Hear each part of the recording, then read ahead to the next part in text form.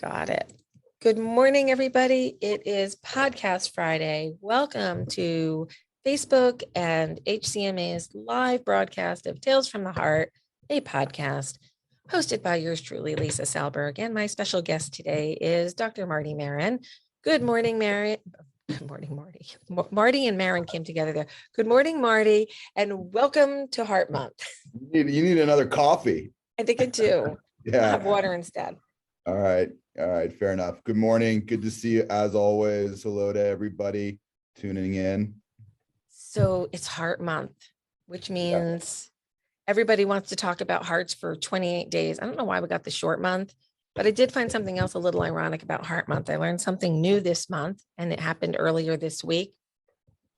National Pizza Day occurs in Heart Month. Is there a conflicting message here, or is that just me? It is a little bit conflicting. Good pickup. As a Jersey girl, I was very confused that day, I just have to say. So if you haven't figured out, Lisa's a little slap happy this week. We've been going all week. Monday, we had our media tour. Matt Martinez and I were around the country in 25 different regions, spreading the word of HCM far and wide. Wednesday, we had our board meeting. Thursday night, we had our Big Hearted Warrior event with University of Iowa. So you can tune in and check that out from last night. And this morning, here we are podcasting, talking all things Heart Month. So, Marty. Yeah. There are about 125 to 150,000 individuals in the United States with diagnosed HCM currently under management by evaluation of insurance records and other nationally available databases. Right. But 1 in 200 to 1 in 500 people have hypertrophic cardiomyopathy, which means that's about 1 million people, give or take. Where are the other 85% of these people hiding? And how do you think we can go about identifying these families and helping them get care? Yeah, that's a great question. And it's a really critical one. I think it's fair to say, although it's hard to know the exact numbers, but I think the point's well taken that it's probably just the tip of the iceberg that we see in terms of patients that get diagnosed followed in clinics and around the United States for care of HCM. It's a tip of the iceberg. So there are a substantial number of patients below the surface. And we need to do, probably for that reason, a better job of strategies aimed at identifying more of those patients, for sure, because there's no question that by doing that, we can improve the care of many patients with HCM and potentially avert bad outcomes for some of those patients. The big question that I'm sure you're going to get to is how to do that. So we don't have the magic answer, but we do have a few maybe pieces of fairy dust that might help solve the problem to a certain extent. Right. I think we have realistic expectations that will probably never hit 100% identified. And maybe we don't need to, because asymptomatic individuals, when they have an issue, they'll come to attention. But those families who are at higher risk, we really need to get to, because we know you don't necessarily need to feel bad to be at high risk of cardiac arrest from HCM. That's right. So we need to do that. So we have created the Hcm Act, which is a piece of legislative language that we're trying to get planted into a number of different communities. And by this, we have to look at it as state level legislation. And this will help physicians in the well child examination ask the right questions that will help identify families who have high risk of heart disease, not just HCM. It could be other forms of genetic heart disease or congenital diseases, or potentially environmental issues like the detection of, untreated myocarditis, et cetera. So we want to help these physicians in the community identify these families and refer them upstream for additional screening, whatever might be necessary for whatever the risk might be. So all you need to do to get involved with this is visit the HCMA website and look up the Hcm Act under our programs and follow the links. And you can send a letter to your state official and ask them to enact legislation that will help community doctors, pediatricians, general practitioners identify those who are at risk for heart disease. We're not just going to find HCM there. We're going to find a lot of other things. So we really want everybody to jump on board with that so we can help identify them, get them to their local cardiologist, and as needed, get them referred to high volume centers. And why are high volume centers important, Marty? Well, I mean, why are they important? Because, there's a certain amount of, well, let's back up for a minute. I mean, look, this is a disease, HCM, that's complex sometimes in terms of making decisions for individual patients about what the best approach may be for them from a management standpoint. The word I like to use sometimes is it's kind of like there's a lot of nuance here. And that reflects on the fact that, it's a disease that has an enormous sort of what we call heterogeneity to it. There's a lot of variability to, how an HCM heart can be expressed in any individual patient, and therefore what can happen to them over the course of their lifetime. And also there's a lot of new things that have come along to help there as well, in terms of having to be able to be interpreted correctly in terms of testing that go into the overall evaluation of a nuanced disease like this. And so when you ask me that question about what the advantage is of an HCM center, the advantage is that you've got at a center a collection of expertise, cardiologists who have devoting themselves to taking care of patients consistently and reliably over time with this disease. And so what comes with that is expertise. You get to be more familiar with all the different aspects of the disease. The more you see of it, the better you get at understanding what can happen, and you get better at making the right kinds of management discussions and decisions with patients. And so that's the value. And by the way, that value is not just with HCM. I mean, I tell patients all the time that, if they have some other complex problem medically, it's always best to seek out, I think, care at an expert center for whatever disease they may have. HCM is obviously what we're talking about today, but that principle, I think, applies to almost anything. And so you're just going to get a different kind of approach when you do that. And so your messaging, which has been that for a long time about the centers, and you are obviously responsible for creating an infrastructure of centers over the last 20 years or more, has really elevated the care for patients of this disease, maybe more than almost any other step that's been taken in a way in this disease. And so without doubt, the impact of seeking care there is huge. So back in the 90s, there was a concept going around called disruptive medicine.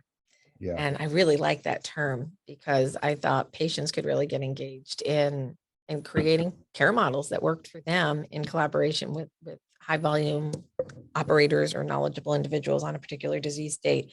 So it all started with disruptive medicine as my theme, and we built it up from there to make disruption normal and better. So I'm really excited about where we are going with Center of Excellence Care and how much better things have gotten. But it really comes down to evolution of each center, because not everybody comes in at the same level. They can't. And I go back to Malcolm Gladwell, for anybody who's a Malcolm Gladwell geek like me, the book 10,000 Hours, fantastic book. You got to be in something for 10,000 hours to become an expert. That's right. Whether it's piano or music or medicine or whatever your vocation or occupation or passion is, 10,000 hours makes you really damn good. Yeah. And how many patients have you seen in your career, Marty, with HCM? Total? I don't know. That's a good question. Probably, at this point, probably close to 4,000 or more. Yeah. So 4,000 patients. And if you see them 3 times, you've got your 1,000 hours or your 10,000 hours easily covered, probably Right. at about 1,000 patients after a couple of years. And you've multiplied that. Yeah. And that's where the magic happens, I think, is when you can look at patients and you know the science, you know the anatomy, you know the disease so well that you're guided to think beyond the image and you can think deeper and you can have your team all on the same page. And that's fantastic. Teamwork really does matter here. That's right. That's right. And we also talk a lot about, this concept too of, when you see a lot of patients over time with a certain disease like this, you as a physician hone your skill set in what's called, what I'll call physician intuition or judgment or reasoning. And all physicians develop some intuition and reasoning as they go forward in their careers with time and taking care of patients over time. But certainly in this disease, because of the incredible heterogeneity and all the different nuances, as I was just talking about, there's such an importance placed on, physician intuition and judgment here that can only be developed by seeing a lot of patients over time, in a way. And that's what you're getting at an HCM Center of Excellence. You're getting that other aspect to your care from your HCM cardiology expert, is that aspect, which sometimes, can make all the world of difference. It certainly can. We have a question coming in here from Nina, who is asking about inheritance. So I think this is a really important time to talk about family heart risks. Yeah. And if a parent has HCM, can you explain the possibility of a child also having HCM? What does that look like? Sure. So hypertrophic cardiomyopathy is a genetic heart disease where in the transmission from one generation to the next is in what's called an autosomal dominant form. So there's different ways that genetic diseases are transmitted from one generation to the next. In this case, it's autosomal dominant. So all that means, to be simple, is that there is a 50% chance, usually 50% chance that in this case, let's say that the child of the affected parent could inherit the mutation that's responsible for HCM in that family. 50% chance that they inherit the mutation. And just to be clear, just so everybody, just to take that one step further, again, inheriting the mutation is the autosomal dominant 50% chance, but that doesn't mean that that child who inherits the mutation will develop HCM. Okay, that is a different question. We call that penetrance, the likelihood of developing the disease if the child inherits the mutation. And the penetrance, the likelihood of that happening is not 100%. We don't have an exact number, but it's not 100 for sure. So just because the next generation inherits the mutation does not mean that that child or person is destined to develop HCM. And if they do, it may present young, it may present middle-aged, Right. It may present older, it may be mild, it may be severe. So knowing if it's there is critical. This is the role of genetic testing in families when we are able to identify a gene. We don't know them all yet, so we're still looking for, points where we can test. But if your child is a gene carrier, we're going to screen them more regularly, and you're going to be able to make decisions for your child's future with that information in mind, Right. and watching out for HCM to develop. It's critically important that we get factual information into the hands of community cardiologists, community physicians, about how to screen for HCM and when. We shared a story earlier this week of a young man. His name is Caleb. He passed away at the age of 13. There was a known family history of HCM. But the community cardiologist told them, no, just screen every 3 years or so, even though he had an episode of chest pain, went to the ER and was found to have an abnormal EKG. We missed an opportunity because the gap in time between screenings was too long, and they were given misinformation that they shouldn't follow up on this chest pain and abnormal EKG. They just let it go. This young man was a vlogger. He had 63 million views on YouTube. And he was he was a role model and a little bit of a heartthrob with that preteen group. And he passed away a number of years ago. He would now be turning 20. And we shared his story with his family's permission on Monday, the 7th, his lucky number. And we've got 24,000 interactions on Instagram from these young people who were his fans. Mm-hmm. And now they know what happened to him. And now they're young adults. And now they're having the opportunity to become educated based on his passing and his tragic story. We don't want tragic stories. We found you, we managed you, you're living a normal life, move on. So let Caleb be an inspiration, and hopefully his story will raise awareness in ways and in communities we hadn't quite expected to tap into, but we're grateful to have them listening to the message. So if we identify somebody early and they seem to be at no risk, what do we do to follow up with these patients? How do you follow up a teenager? So how do you follow up an asymptomatic teenager with HCM? Mm-hmm. Well, first usually it's yearly evaluations, hopefully again at a center of excellence, where that patient will undergo usually testing that would include an EKG, another echocardiogram, and then the MRI, which is a very important part of the initial evaluation. Doesn't necessarily have to be done yearly. That can be done usually if the patient's doing fine, usually on an every 3 to 5 year basis to be repeated, unless there's a major change on the echo, and there could be a reason to do it earlier.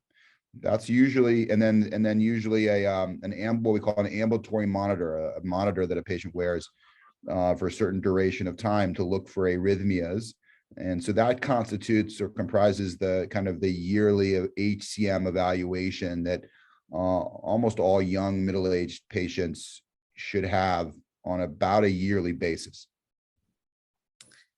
And if that is reassuring, no arrhythmias, no major changes in the heart, it's move on, we'll see you next year or sooner if determined necessary, but typically annually they're being seen? Yeah, typically annually. I mean, there may be some differences there depending a little bit on what's going on individually with the patient, but yeah, about every year.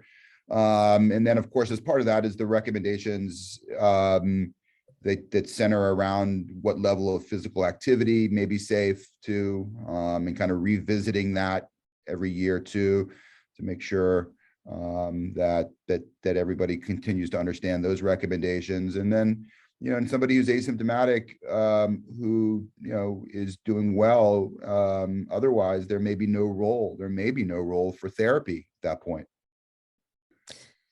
So part of what you and I have partnered in to help community cardiologists, community physicians learn more about HCM is something called Hcm Academy. You want to talk a little bit about the Academy? Sure. So Hcm Academy is it's a program that was put together by funding from pharmaceutical companies invested in obviously the overall well-being of HCM patients, and that support given by companies went to develop a kind of an educational tools.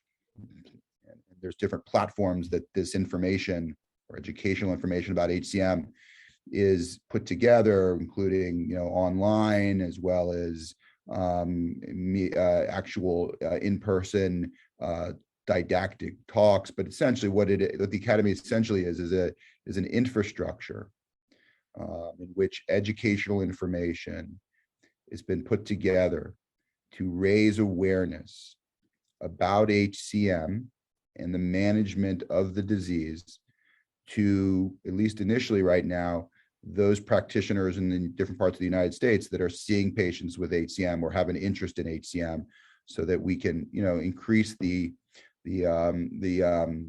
opportunity for all patients to get the best access to care. And so things like the Academy help to do that. So that's the mission. So there's online curriculum, there's Right. in-person Zoom meetings where they Right. can meet as a group and talk to an HCM expert. Right. And there's patient stories and patient journey stories that you can follow that are amazing. If you Sure. want your physician to participate, all you need to do is go to the HCMA website and put their contact information in for us, and we will send them an invitation for this free CME course. So that's also how we're going to help community doctors identify those who are at risk sooner. So not only do we want to speak to cardiologists and have them take Hcm Academy, but GPs and pediatricians as well. It'd be really helpful to get them involved. So send their names in and ask them to join and take the course. Okay, so we have pitched our Hcm Act and Hcm Academy and why COEs matter. It's 11:30 now. We've answered a couple questions on genetics, and Stephanie is checking in. She's about 8 weeks post-transplant now and doing well in the UK. So Stephanie, great to see you joining us yet again. And Desiree, I was sorry to hear that you lost a brother or your brother-in-law to HCM, and glad that your husband and your kids are doing well. And I'm glad they're getting checked up regularly. So Marty, it's number one, it's Heart Month, and February 23rd, the HCMA is going to be holding an all-day extravaganza part 2, because the first extravaganza happened at the summit. So extravaganza 2 to feature HCM all day long. So we're going to be sharing patient stories. We're going to have shout-ins from different centers from around the country. And we're going to feature some guy named Barry Maron talking about some new articles he wrote in Jack. Can you give us a little teaser on what your dad's up to and what he's going to be talking to us about? Well, I think he's gonna be talking about those articles really are,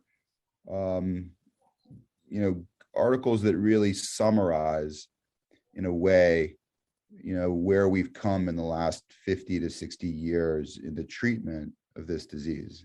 And he will, I'm sure, make the points that a lot of what's brought out in these articles, these are review articles about the disease, underscore really how effective the current available treatments for this disease can be. Kind of again, emphasizing your prior point about we've got great treatments for most patients with this disease to do two things: to provide them the opportunity for a normal longevity and the opportunity for a great quality of life.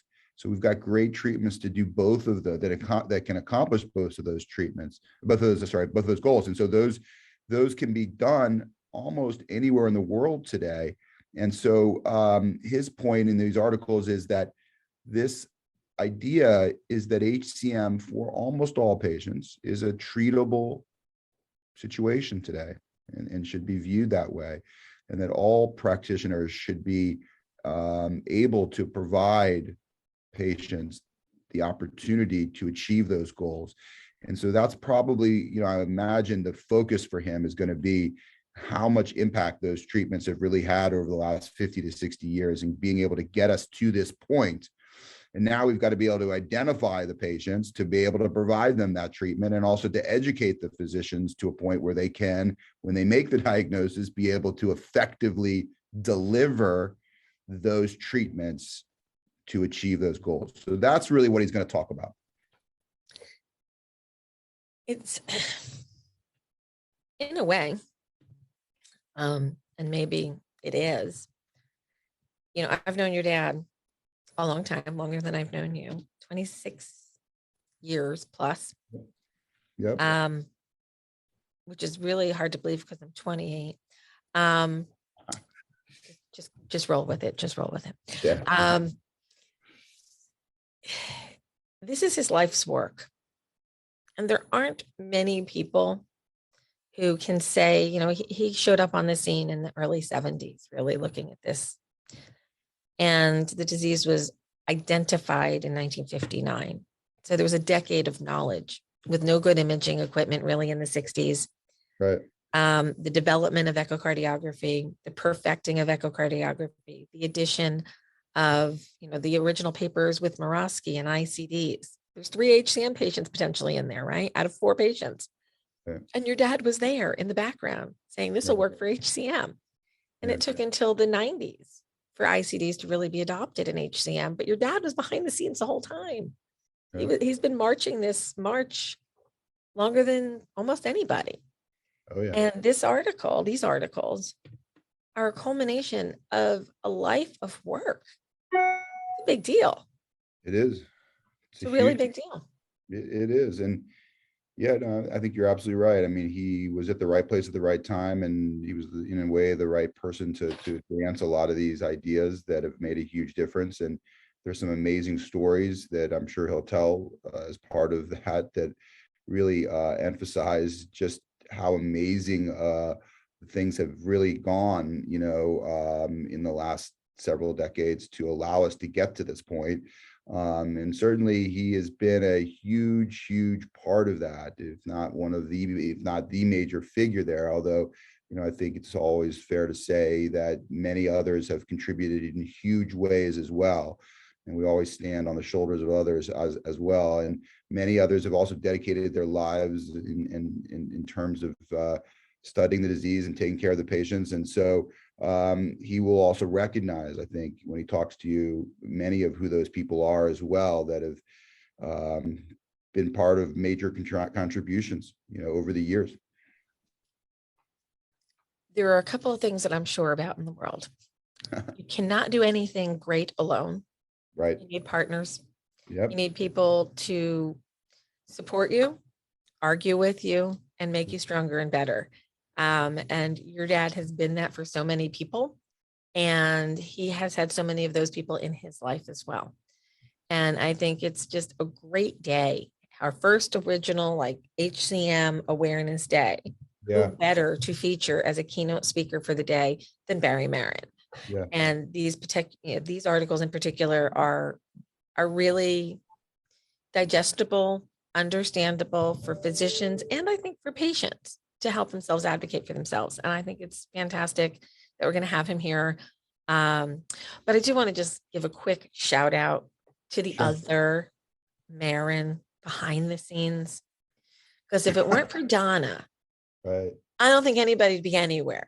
So Donna's mom or wife, depending upon which Maron you're talking to. So I just got to give a call out and a shout out to Donna, because she's kind of like my little rock star hero. She sits behind the scenes, keeping everybody running in the right direction. And I wouldn't cross Donna. Well, thank you for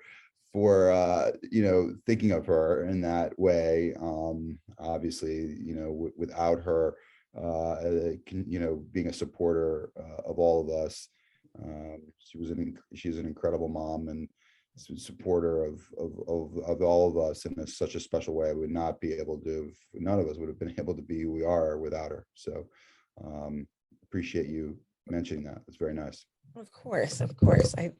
I love your mom.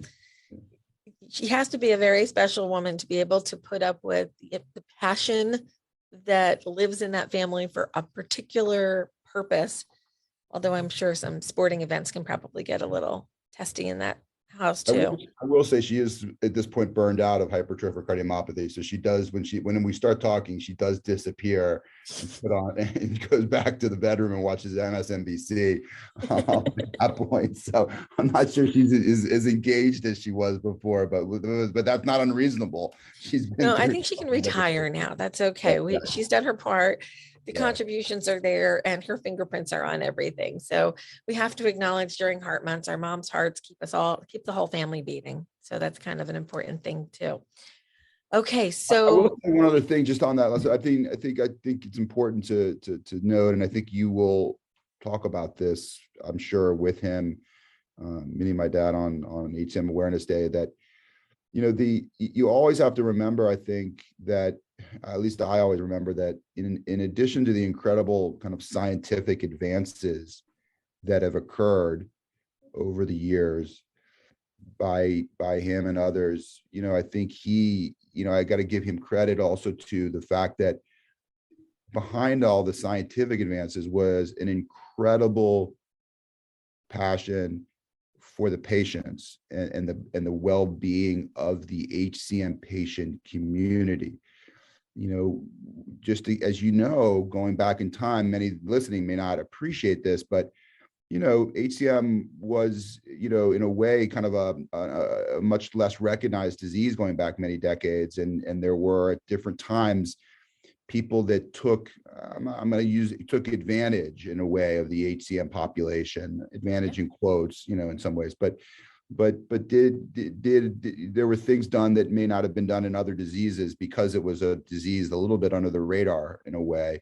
And I think, he was always, since minute one, and continues to be, an incredible voice for the patients. And that's always been, perhaps in my mind, one of the greatest, accomplishments is never losing sight of what this was all about. It was all about the patient's well-being.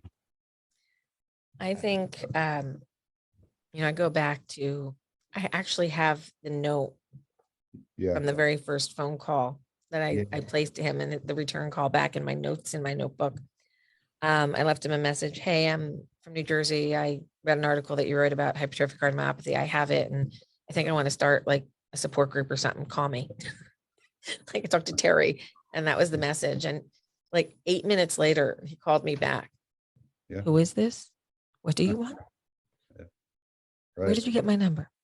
And I'm like, well, this is who I am. Nice to meet you. And he's like, read this article. And he faxed it to me on old fax paper, mind you. I still have some of them, but most of the print is gone. And it started from there. And I think he was a little intrigued that I was going to dive in. And he's like, well, let's see what she's got and read this and ask me questions. And we went through articles, and he was my mentor via fax machine. Read this. I'm like, but what about this? And what about that? And he'd point me to the next article to read, point me to the next article to read. And one day I called him. I'm like, if this is this and this, then what's that? And he goes, we don't know. I'm like, well, that's not a good enough answer. You got to find out. How are you going to find out? Well, we need to do a trial. Okay, what's that? How do we do that? Where do we go? And if he didn't engage, I don't know that the HCMA would be what it is today. Yeah. I don't know that I would have learned the way that I learned. And he didn't tell me anything. He taught me. And he made me read, and he made me ask questions, and he made me fight for the knowledge, which was an amazing gift, a real, true, amazing gift. And that's helped the community build to what it is today. So he's certainly at the heart of the day on the 23rd, and his contributions won't be underestimated by any stretch of the imagination. Okay, people, if you have any questions, you can post them now, because Marty and I are going to be getting off to do other things for the day.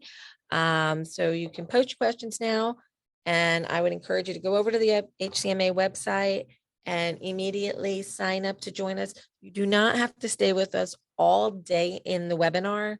We're going to come back and forth and stream on Facebook like we're doing now, but you really want to make sure that you're part of HCM Awareness Day. There's going to be some amazing announcements.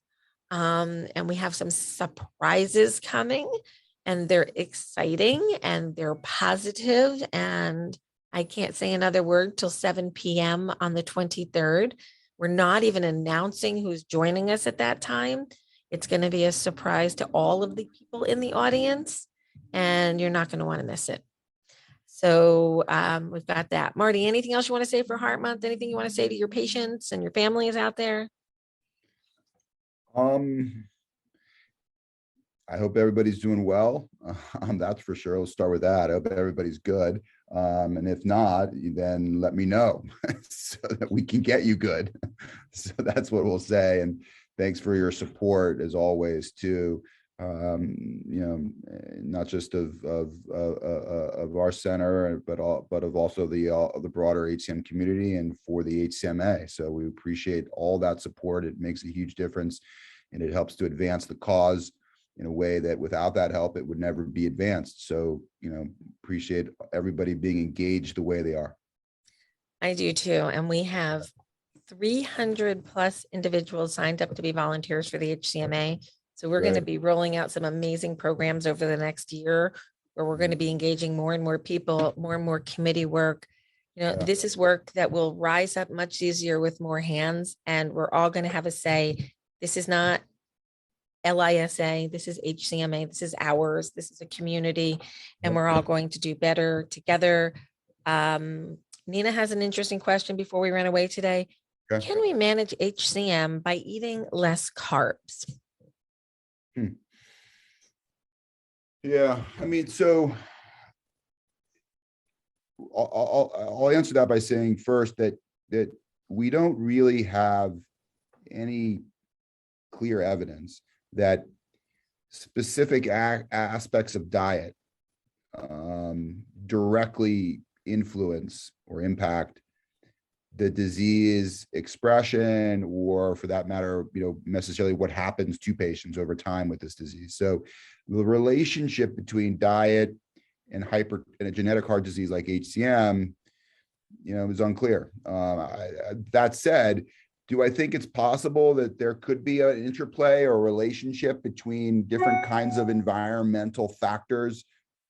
Diet and food is certainly one of them, and how patients may feel or what happens to them over time. I think it's possible for sure. And I think it's a great question, because I think it represents one of the areas for study and investigation going forward.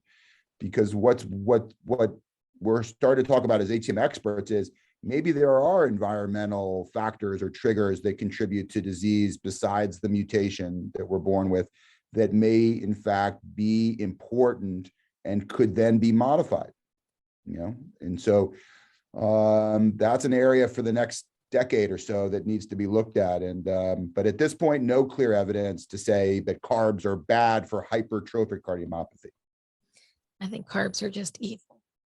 They could be evil in general, but I think they're evil in general. Yeah, I can't tell you with a straight face that they're bad specifically for hypertrophic cardiomyopathy, but they may be bad for you overall. We love to hate them is really, I think, what it comes down to. So Nina, thanks for the question. Diet and HCM has been a really big topic, and we're going to have to continue to do some research there. Marty, I'm going to ask you to hold when we cancel here, when we end the podcast for a second, because I do have something I need to ask you. But I thank you all for joining Tales from the Heart today. And I hope you learned something. I hope you were a little bit inspired and a little bit encouraged to get involved and help us change some laws so that we can help kids get screened and families get screened for their heart risks. And happy Heart Month to one and all. And I will be seeing you back in a week. Next Friday, next Tales from the Heart, I will be joined by Hcma board member and chairwoman of the Elizabeth Team Academy Legislative Advocacy Committee, long name. And we're going to talk more in detail on the Hcm Act. I also want to give a call out that with our gratitude, the Elizabeth T. McNamee Foundation is matching all donations to the HCMA during Heart Month with a cap of $10,000. So please help us maximize every bit of that matching grant request or grant funding offer. So every dollar you give turns into two. So if you were thinking of giving, this is the month to do it, because you're doubling your money. So thank you for that. And don't forget to sign up for Hcm Awareness Day, February 23rd.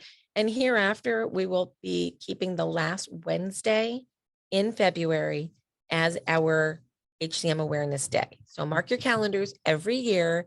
Last Wednesday, we'll be doing something somewhere online or in person to raise awareness of HCM. So thanks for joining us. And Marty, thanks for being with us yet again. And we'll see you soon. It was a pleasure. Bye. Okay, so let's say bye, Facebook. Bye, podcast.